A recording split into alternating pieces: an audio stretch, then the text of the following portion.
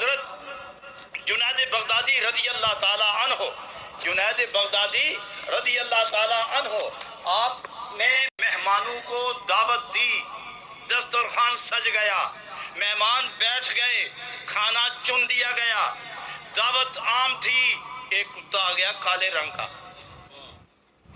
حضرت جنید بغدادی اٹھے، انہوں نے کتے کو دھتکار دیا۔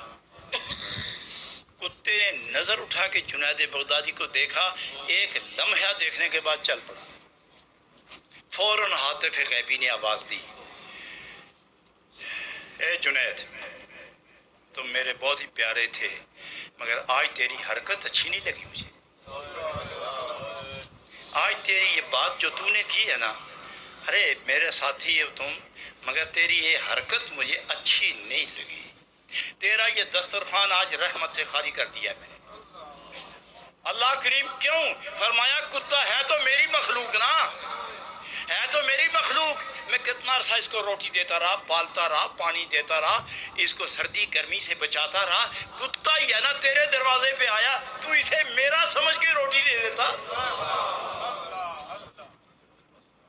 چیخ اٹھے، کپ کپی تاری ہو گئی، راشا بر اندام کپ کپی تاری ہو گئی، ارتعاش بدن پر غالب آیا، لوگوں کو کہا کھانا کھاؤ، ننگے پاؤں دوڑ پڑے، کتا کدھر گیا؟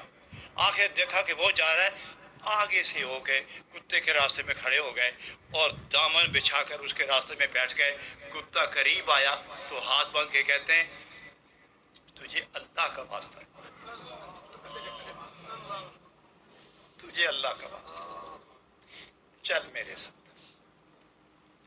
میرے ساتھ چل، رب کے لیے میرے ساتھ چل۔ کتے نے سر جھکایا، جنید اٹھے، کتا پیچھے ہو گیا۔